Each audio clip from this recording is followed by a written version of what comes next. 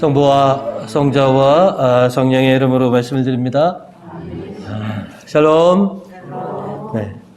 연중 30주일을 맞이하신 우리 교우님들에게 예수님의 은총과 평화가 가득하시기를 축원드립니다. 요즘 일교차가 굉장히 심합니다. 여러분들 이런 때 건강에 유의하시기를 간절히 바라겠습니다. 오늘은 내 믿음이 너를 살렸다라고 하는 제목으로 여러분과 말씀을 나누고자 합니다. 오늘 말씀을 통해서 저희가 첫 번째로 기억해야 할 것은 주님께 희망을 두어라 라고 하는 것입니다. 사람은 같은 사건이나 일을 놓고서도 서로 다른 시각으로 바라볼 수가 있습니다. 그것은 자기가 자라온 환경과 어떤 개인적인 체험에 따라서 어떤 것은 좋게 볼 수도 있고 또 나쁘게 볼 수도 있습니다.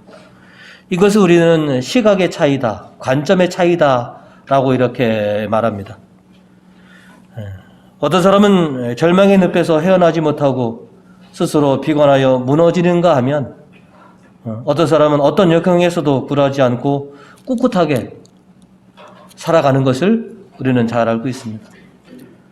똑같은 일을 처했는데 어떤 사람은 자포자기하는 반면에 어떤 사람은 그 역경을 꿋꿋하게 맞서 나가는 그런 모습, 이것이 시각의 차이, 관점의 차이다라고 우리는 말합니다. 저와 여러분이 신앙인으로서 살아간다는 것은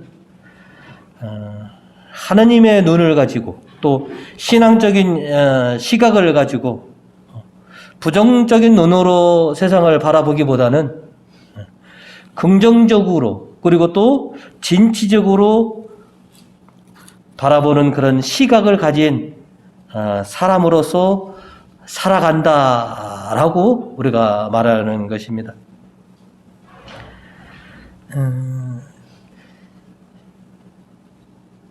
신앙의 눈을 가진 사람들은 매사에 있어서 모든 것에 있어서 찬미와 영광을 통해서 하느님께 이렇게 나아가고자 합니다. 신앙인은 절망의 순간 속에서도 쓰러지지 않고 버티어 나가는 그런 힘을 갖고 있는데 그것이 바로 뭐냐면 하나님을 바라보는 그런 시각 때문에 신앙의 눈으로 바라보는 세상이 있기 때문에 가능한 것입니다. 오늘 복음에서 우리에게 그런 인물을 소개해 주고 있습니다. 소경이면서도 거지다. 그죠? 참으로 참담하게 이를 데 없는 그런 인생을 우리에게 소개시키니 그게 바로 바르티메오라고 하는 것이죠. 바르티메오는 소경이기 때문에 예수를 만난 적도 뵌 적도 없는 그런 사람입니다. 그저 소문으로만 예수님의 소식을 접해 들었던 사람입니다. 예수님의 소문만 들어도 바르티메오는 예수님이라면 어쩌면 이 처참한 자기의 이 아픔과 이 인생을 바꿔주실 수 있을 것이다 라고 하는 그런 희망을 갖게 된 것이죠. 그래서 어떻게 해서든지 예수님을 뵈면 정말로 나의 간절한 이 소망을 말씀드릴 수 있는 그런 기회를 좀 얻고 싶었던 그런 연망. 내가 예수님만 만날 수만 있다면 이 비루하고 이 처참한 인생을 살려달라고 내가 간절히 좀 주님께 말씀을 드려야지. 그리고 그분이라면 이 안 못 보는 이 소경을 고쳐주실 수 있을 것이다 라고 하는 그런 믿음을 갖게 된 것이죠. 그러던 차에 정말로 예수님께서 여리고에 오셨고 웅성웅성 보니까 예수님이다 라고 해서 보니까 일생일대에 이 기회를 놓치면 뭐냐요? 자기의 희망은 그 어디서도 이루어질 수 없음을 알고, 그래서 바리티메오는 정말로 처절하게 예수님을 찾을 수밖에 없었습니다. 복음 47절은 그런 바르티메오의 절규입니다. 나자렛 예수라는 소리를 듣고 다윗의 자손이신 예수님, 저에게 자비를 베풀어 주십시오 하고 외칩니다. 그렇게 소망하셨던 분, 그렇게 내 인생을 바꿔줄 수 있는 분이라고 믿었던 그 예수님이라고 하는 소리를 들었을 때 어찌 가만히 있을 수가 있겠느냐는 것이죠. 목이 터절하고 예수님을 부르짖었건만, 그죠? 그 처절한 바르티메오의 그 외침을 그 누구도 도와주는 사람 없이 그냥 외면합니다. 오히려 시끄럽다고 면박당하고 외면해 버렸습니다. 그럴 것이 서경이면서 거지인데 누가 그를 친절하게 예수님 앞에 이렇게 데려다 주겠습니까?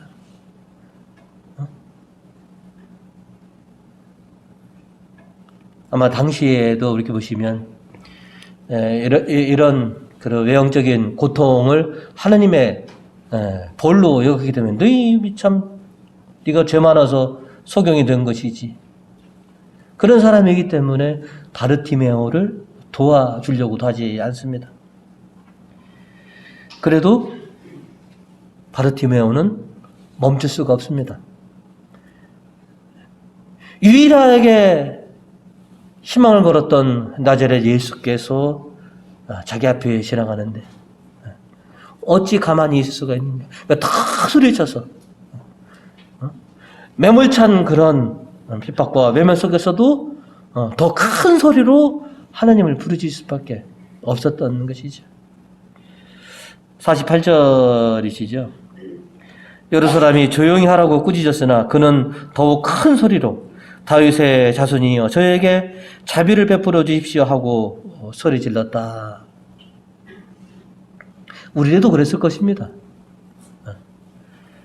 내 유일한 희망이 내 앞에 있다면 우리도 목이 터져라 간절한 마음으로 주님을 이렇게 부르짖었을 것입니다. 조용히 해라. 이 거지 주제에, 이 하나님께 벌받은 주제라고 하는 이런 얄미찬 소리 속에서도 바르티메오는 예수님을 부르짖었습니다. 그 부르짖음이 결국 예수님의 반응을, 응답을 불러오게 된 것이죠.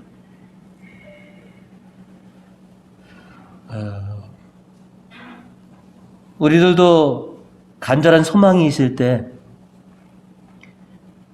주님을 찾고 주님께 간절히 탄원을 합니다. 그죠? 때로는 정말 눈물 콧물 흘려가면서 그렇게 주님께 매달렸던 그런 경험들이 아마 여러분들은 있으실 것입니다. 인생에 불행이 닥쳤다라고 느껴진 사람들, 큰 시련과 역경을 맞닥뜨렸다라고 하는 그런 분들,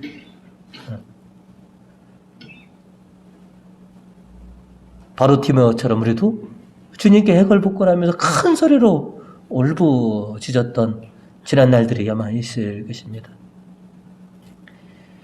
그리고 그 부르짖음에 바르티메오에게 반응해 주신 것처럼 예수님께서 우리들에게도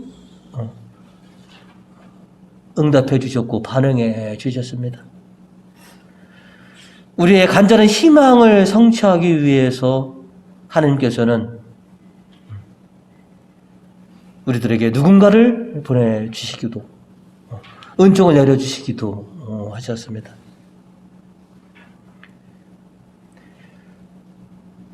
우리가 왜 하느님에게 이렇게 간절히 매달리느냐? 바르티메오가 왜 그렇게 목이 터져라 예수를 부르짖지 않느냐? 예수님에게는 그 바르티메오의 그 소망을 이뤄주실 수 있는 그런 능력이 있다고 간절히 믿었기 때문입니다. 우리가 불행 중에 있을 때 하느님 앞에 나오는 것은 하느님께서 개입만 하신다면 이 모든 것들이 다 회복될 것이다 라고 하는 그런 하느님에 대한 믿음과 소망이 있기 때문에 우리가 하느님께 간절히 탄원하고 눈물을 흘리며 그렇게 기도를 하는 것이죠. 지지난주 복음 말씀이었습니다. 마르코 복음 10장 27절에 다시 한번 여러분은 기억을 상기시켜 드리면 예수께서 제자들을 똑바로 보시며 그것은 사람의 힘으로는 할 수 없으나 하느님은 하실 수 있는 일이다. 하느님께서는 무슨 일이나 다 하실 수 있다 라고 기록되어 있습니다. 왜 바르티메오가 그렇게 예수님을 부르짖지 않느냐? 예수님이라면 능히 그렇게 자신의 이 고통을 바꿔주실 수 있다. 우리가 왜 하나님 앞에 이 성전에서 기도하느냐?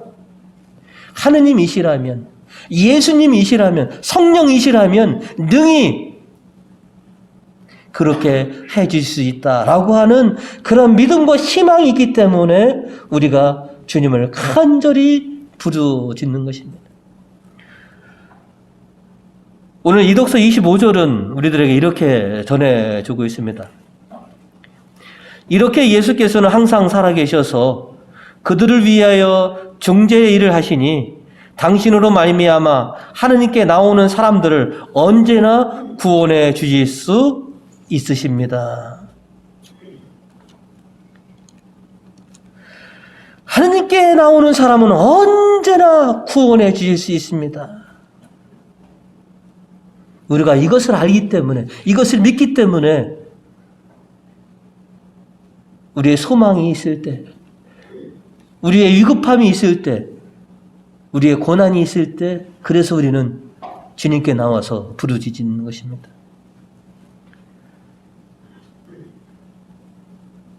지금 우리가 간절히 소망이 있다면 주님을 불러야 합니다. 인생에 지금 불행을 내가 경험하고 있다라고 하는 사람은 더욱더 세상을 한탄하거나 조상을 원망하거나 누군가에게 탓을 돌리기보다 하느님을 찾고 하느님을 부르짖어야 합니다. 왜냐하면 하나님은 우리의 작은 신음마저도 모두가 다 들어주시는 분이기 때문에 그렇습니다. 하나님은 우리 모두의 소망과 간구를 듣고 계십니다. 내가 얼마만큼 그분께 간절히 애원하고 있느냐? 우리가 하나님의 응답을 못 받은 것은, 하나님의 은총을 우리가 못 받은 것은 우리가 도중에 간구를 포기했기 때문에 그렇습니다.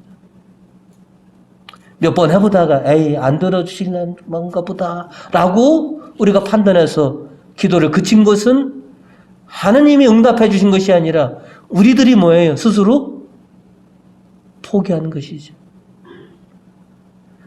여러분 지금껏 보시면 수없이 많은 포기했던 간구들이 있습니다. 그러나 어떤 것들은 정말로 하나님께서 놀라운 은총을 베풀어 주신 것을 여러분이 경험했기 때문에 지금도 뭐예요? 신앙인으로서 하느님 앞에 나와서 간구하고 있는 것이죠. 바르티메오가 우리에게 보여준 것은 그겁니다. 어떤 상황 속에서도 굴하지 않고 정말로 처절하게 예수님에 대한 그런 희망과 믿음 속에서 부르짖어라. 그러면 응답해 주실 것이다.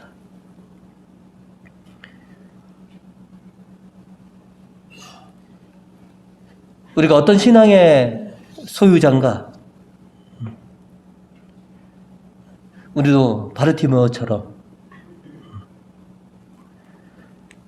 하나님에 대한, 예수님에 대한 온전한 그런 믿음, 그리고 그분만이 유일하게 내 소망과 희망을 이루어주실 수 있는 분이다라고 하는 이런 그런 믿음으로 주님을 찾는 자에게, 그런 자에게 하나님의 놀라운 은총은 베풀어집니다. 우리 교우님들도 어려움과 어떤 시경이 있다면 바르티메오처럼 하나님을, 예수님을 부르짖어서 응답받을 수 있는 그런 우리 교우님들 되시기를 주님의 이름으로 축원드립니다. 오늘 말씀을 통해서 저희가 두 번째로 기억하는 것은 주님을 믿어라 하는 것입니다. 바르티메오는 육적으로 보면 소경입니다. 그러나 영적인 기준으로 보면 그는 해안이 열린 사람이다 라고 볼 수밖에 없습니다. 학식이 있고 믿음이 있다라고 자처했던 바리사이파 사람들, 율법학자들, 예수를 그저 한낱 촌부의 몫으로만 바라봤습니다. 그러나 이 소경이면서도 이 처참한 인생 속에서도 바르티메오는 예수님이 누구신지에 대한 분명한 신앙 고백을 갖고 있었던 것입니다. 오늘 복음 47절에 나자렛 예수라는 소리를 듣고 다윗의 자손이신 예수님, 저에게 자비를 베풀어 주십시오라고 외칩니다. 예수님을 다윗의 자손이라고 그렇게 신앙 고백을 합니다. 그 믿음이 있고 학식이 있던 사람도 예수님을 다윗의 자손으로 하고 본 사람은 없습니다.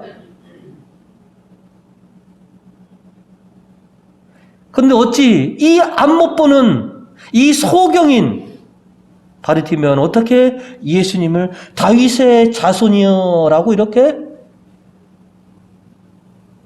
고백할 수 있었던가?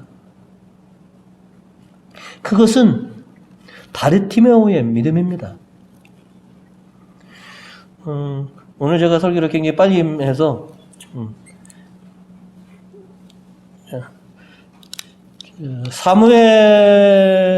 사무엘서에 보시면 다윗이 그 왕이 되었을 때 처음에는 12지파의 왕이 아니고 그 남 헤브론의 왕이었습니다. 그러다가 이제는 그 다윗의 그 놀라운 믿음과 그런 그 일 때문에 이제 전국의 왕이 되었죠.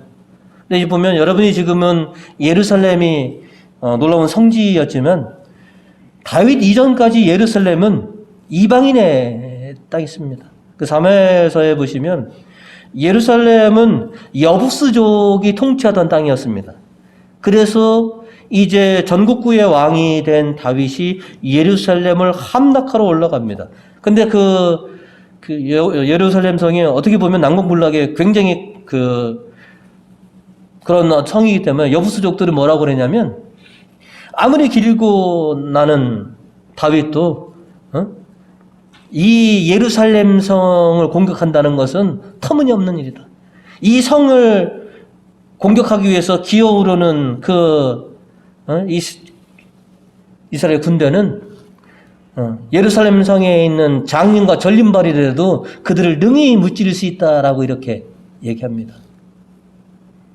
그러나 그 예루살렘 성은 다윗에 의해서 함락되고 맙니다. 그리고 다윗 왕은 선포합니다. 마치 영적인 전륜발이요 소경 같은 이 여부스인들을 전부 다 죽여라. 왜? 하나님의 종과 하나님의 군대를 상대할 때 장님이란 전륜발이로도 이길 수 있다라고 여겼으니까, 그래서 보면 다윗의 자손이신 예수님이라고 하는 것은 그런 신앙적 고백부터 쭉 이어서 온 것입니다. 난공불락으로 여겼던, 감히 이 성을 어떻게 함락할 수 있을까라고 했던 그 다윗이 예루살렘을 함락하였고 결국은 통일된 그런 이스라엘의 수도로 삼았던 예루살렘.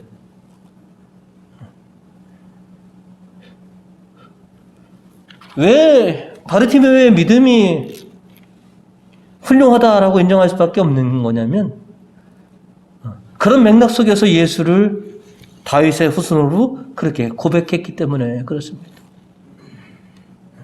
그 난공불락의 예루살렘을 함락시키신 다윗의 자손이시여, 인간의 눈으로는 불가능한 이 안 못 보는 저를 고쳐주십시오. 당신은 하실 수 있음을 저는 믿습니다. 예수님께서 물으시죠. 네가 바라는 것이 무엇이냐? 나에게 바라는 것이 무엇이냐? 참으로 반성해 본다면 몇 주 전에는 제자들에게 뭐예요?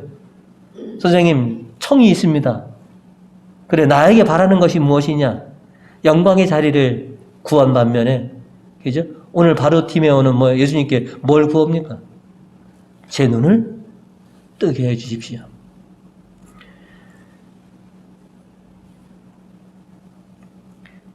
(52절입니다) 가라, 내 믿음이 너를 살렸다.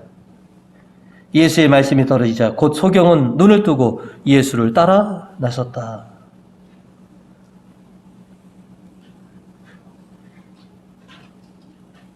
제 눈을 뜨게 해주십시오 라고 말했는데 예수님께서 뭐냐면 내 믿음이 너를 살렸다 라고 이렇게 말씀해 주십니다. 예수님께서는 바르티메오가 당신에 대한 그런 신앙 고백이 어느 정도인지 이미 알고 계셨다라고 하는 것이죠.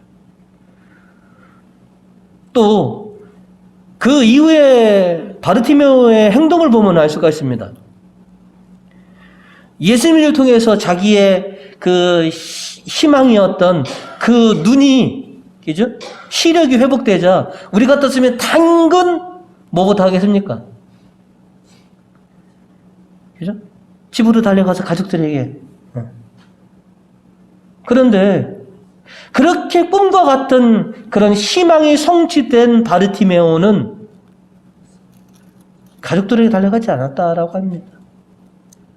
그죠? 예수를 따라 나섰다라고.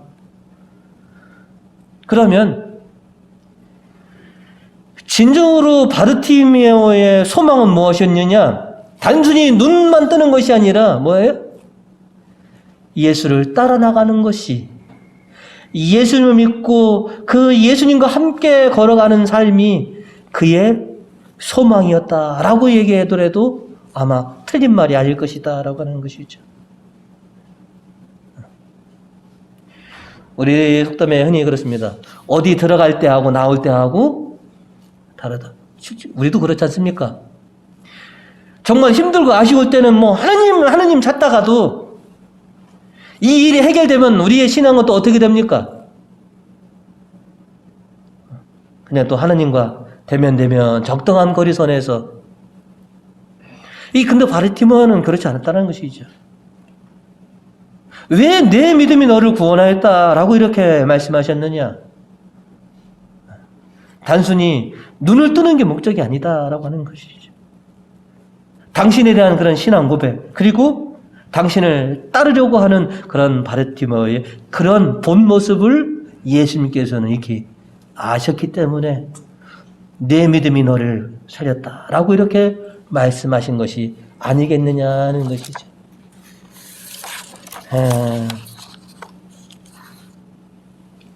오늘 시편 3절과 5절 6절에는 이렇게 우리에게 전해주고 있습니다.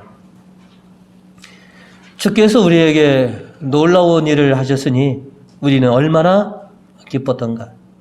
5절입니다. 눈물을 흘리며 씨 뿌리는 자 기뻐하며 거두어 얻으리라. 씨를 담아 돌고 울며 나가는 자 곡식단을 안고서 노랫소리 흥겹게 들어오리라.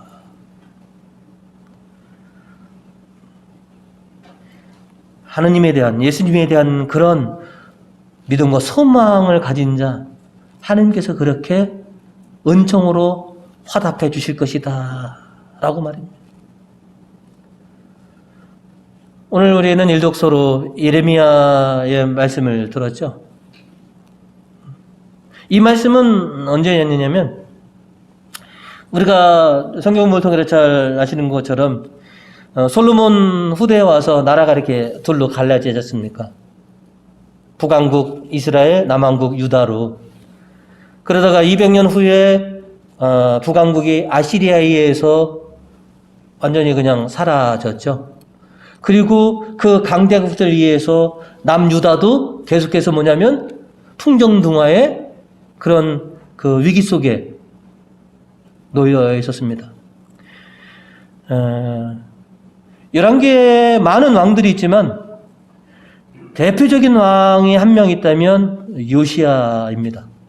오늘 이 예레미야가 우리에게 전해준 말씀은 바로 뭐냐면 그런 그 나라의 시국 속에서 요시야 왕이 큰 결단을 내립니다. 우리가 이 시국 속에서 어떻게 살아남느냐? 그것은 하나님에 대한 신앙 고백만이 우리가 살아남을 수 있다라고 해서 전국에 있는 그런 이방 산당들, 우상 이런 것들을 완전히 그냥 철폐를 해버립니다. 그래서 그때를 뭐라고 그러냐면 요시야의 종교 개혁이라고 부릅니다. 우리가 살려면 오로지 하나님에 대한 이 신앙으로 있어야 된다라고 하는 것. 그리고 우리가 이런 모습을 갖고 있다면 오늘 일독서에 보시면 나라가 망해서 뿔뿔이 흩어졌던 북왕국 이스라엘 백성들이 남유다로 그렇게 돌아올 수 있어서 비로소 남과 북의 백성들이 비로소 화합하는 그런 자리를 만들 수 있을 것이다 라고 하는 그런 신앙적인 결단을 보고 예레미야가 하나님의 말씀을 통해서 그렇게 전해주는 겁니다. 요시야와 그 당대 백성들이 보여줬던 이 믿음을 보시고 하나님께서 응답해 주셔서 이제 흩어졌던 백성들을 돌아오게 할 것이다. 자, 일독서 7절과 9절을 그런 맥락에서 여러분이 들으시면 쉽게 이해가 됩니다. 나 야훼가 말한다. 너희는 환성을 올려 야곱을 맞이하여라. 야곱이라는 게 뭡니까? 12부족의 아버지죠. 12부족을 다 맞이하여라라고 하는 것이죠. 야훼께서 당신 백성을 구해주셨네. 이스라엘의 남은 백성을 구해주셨네. 정주산 위에서 이렇게 소를 높여 찬양하리라. 9절입니다. 그들은 울면서 떠나간 길을 위로받으며 돌아오리라. 넘어지는 사람 하나 없도록 탄탄대로로 해서 시냇물가로 인도하리라. 요시야야, 너희의 그 믿음의 결단으로 인해서 이 나라는 새로운 희망을 보게 되었다라고 하는 것이죠. 은총은 거저 주어지지 않습니다. 바르티메오처럼 예수님을 믿고 희망하면서 처절한 그런 모습 속에서 은총은 이루어지는 것입니다. 요시야의 종교개혁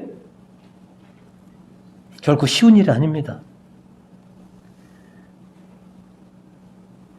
우리도 가장 어려운 게 여론인 것이죠, 우리나라에. 그죠?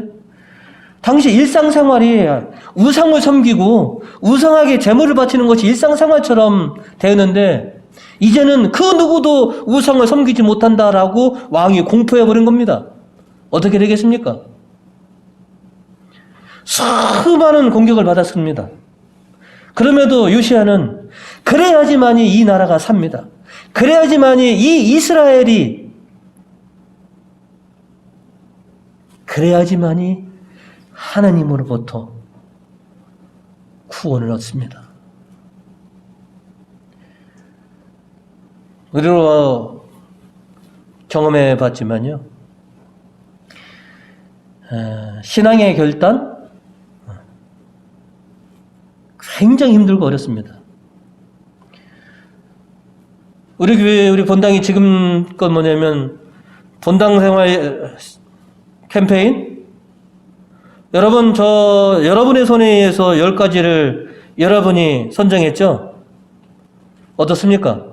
저거를 지키려면 믿음의 결단 없이는 안 됩니다. 그리고 우리 본당에서 지금 수행하고 있는 것이 뭐냐면 신자 재교육 훈련이잖아요. 그죠? 여러분, 이게 쉽습니까? 아닙니다. 그런데 안타깝게도 그런 믿음의 결단 없이는 하나님의 은총은 요원하더라 하는 것이죠.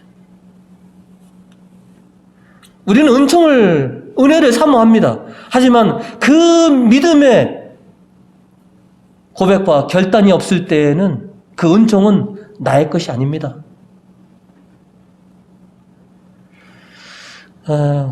우리 본당의 표어가 뭡니까? 저 왼쪽을 보시면 뭐라고 써 있습니까? 일어나 빛을 발하라. 그죠? 좋은 말이지 않습니까? 그런데 누구나가 다 빛을 발하지는 않습니다. 시련과 역경 속에서도 믿음으로 일어서는 자에게 빛이 있는 것입니다.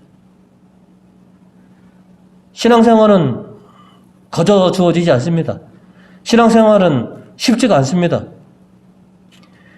주님에 대한 그런 믿음의 고백 속에서, 그런 결단 속에서 하나님의 은총은 오는 것입니다. 그 엄청난 일을 했기 때문에 수십 명의 만들 중에서 요시아가 뭐냐면 훌륭한 왕이다, 이렇게 기록되는 것입니다. 그 힘든 일들을 이제 우리가 할 차례입니다. 하나님의 놀라우신 은혜와 은총, 그저 그냥 쉽게 받을 수 있다면 얼마나 좋겠습니까? 그러나 우리의 믿음의 고백과 결단 없이는 그 은총은 내 것이 아니긴다 하는 것이죠. 바르티메오가 자신의 희망이 이루어질 때까지 끊임없이 예수님을 부르짖은 것처럼 여러분이 소망하는 어떤 소망과 여러분이 바라보는 어떤 목표를 이루기 위해서는 바르티메오처럼 그렇게 주님을 고백하고 부르짖어야만 합니다. 그런 속에서 우리의 믿음이 성장하고 변화되고 쇄신해 갑니다. 여러분에게 물어보면 여러분 큰 믿음을 갖기를 원하시죠? 누구나 다 그럴 겁니다. 여러분 성숙한 믿음의 소유자가 되고 싶으시죠? 라고 물어본다면 전부 다 아멘하고 대답할 것입니다. 그러면 그것을 위해서는 내 스스로 내 믿음을 쇄신하고 성장시키고 변화시킬 수 있는 그런 무언가를 그런 믿음의 행위를 내가 수행해야만 합니다. 소경이었던 바르티메오, 소경이었으니까 아닙니다. 우리도 우리 삶에 간절함이 있습니다. 정말로 하나님을 통해서 응답받기를 원하는 그런 목표와 소망들이 있습니다. 그 소망을 이루시려면 주님을 고백하고 부르짖으십시오.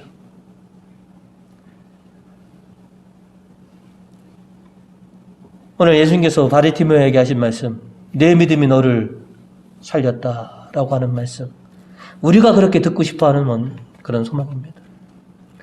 내가 네 믿음을 보고 너의 소원을 이루어줍니다.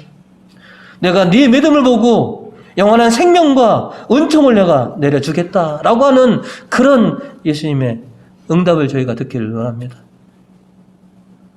여러분 그러실 수 있습니다. 아니 여러분 경험 속에서 그런 일들을, 그런 은총들을 여러분이 경험해 주셨습니다. 소망을 위해서 또 여러분의 목표를 위해서 주님을 믿고 일어서서 담대하게 주님을 가까이 나가실 수 있는 그런 우리 교우님들 되시기를 주님의 이름으로 축원드립니다.